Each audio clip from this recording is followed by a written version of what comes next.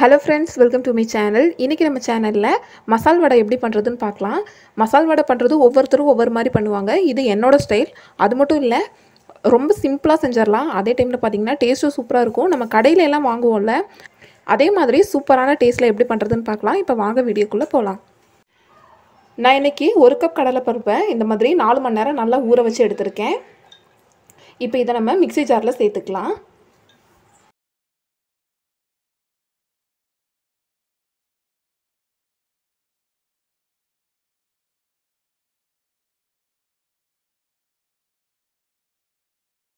இதில் இந்த மாதிரி 3 பல் பூண்டை கட் பண்ணி வச்சுருக்கேன். இதை சேர்த்துக்கலாம்.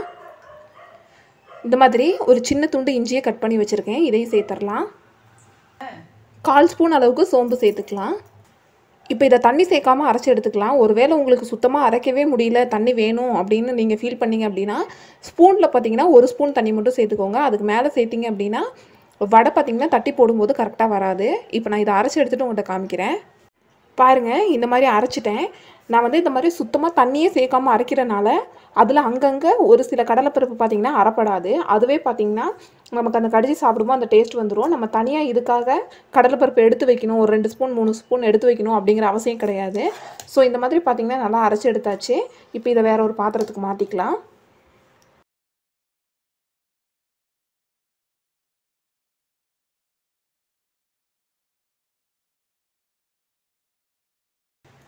இந்த மாதிரி மாற்றியாச்சு. இப்போ இதில் அடுத்து தேவையான பொருள் எல்லாமே சேர்த்துக்கலாம்.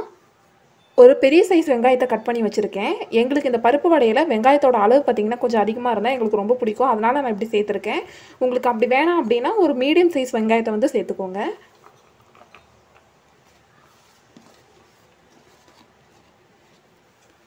ஒரு பச்சை மிளகாய் கட் பண்ணி வச்சுருக்கேன். இது சேர்த்துக்கலாம். 2 கொத்து கருவேப்பிலையை கட் பண்ணி வச்சுருக்கேன். இதையும் சேர்த்துக்கலாம். கொத்தமல்லி தழை கட் பண்ணி வச்சுருக்கேன். இதையும் சேர்த்துக்கலாம். தேவையான அளவு உப்பு சேர்த்துக்கலாம். சேர்த்து இப்போ இதை நல்லா மிக்ஸ் பண்ணி விட்டுக்கலாம்.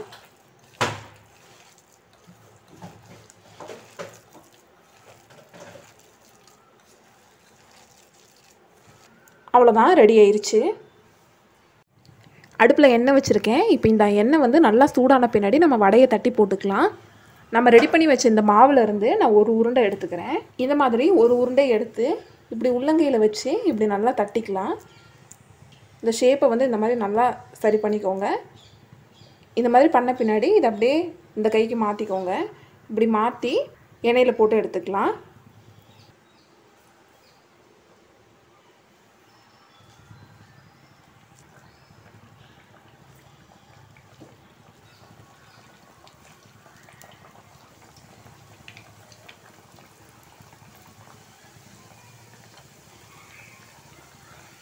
வடை போட்ட உடனே திருப்பி போடாதீங்க. இந்த மாதிரி அடியில் இருக்க வடை இந்த மாதிரி மேலே எலும்பி வரும். இந்த மாதிரி வந்த பின்னாடி திருப்பி போடுங்க.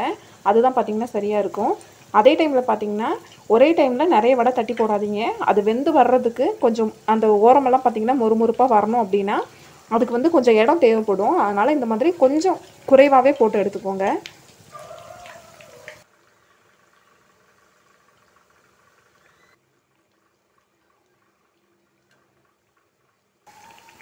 இந்த பருப்பு வடையில் பார்த்திங்கன்னா ஒரு சிலர் என்ன பண்ணுவாங்கன்னா நிறைய கொத்தமல்லி கருவேப்பிலை சேர்ப்பாங்க. அப்போ பார்த்திங்கன்னா வடையில் வந்து பார்த்திங்கன்னா வெறும் கொத்தமல்லி கருவேப்பிலையாக இருக்கிற மாதிரி தான் இருக்கும்.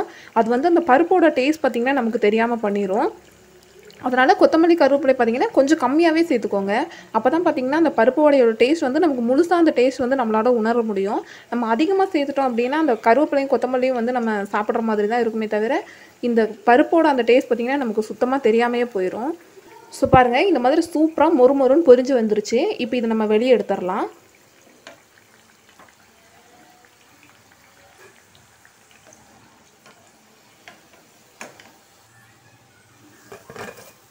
மிச்சம் இருக்கிற வடையும் இதே மாதிரி தட்டி போட்டு எடுத்துக்கலாம்.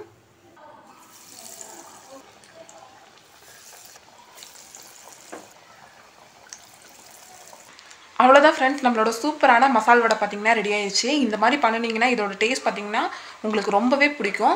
ஓரத்தில் உங்களுக்கு பார்த்தாலே தெரியுது பாருங்கள் எந்த அளவுக்கு கிறிஸ்பியாக வந்துருக்குதுன்னு.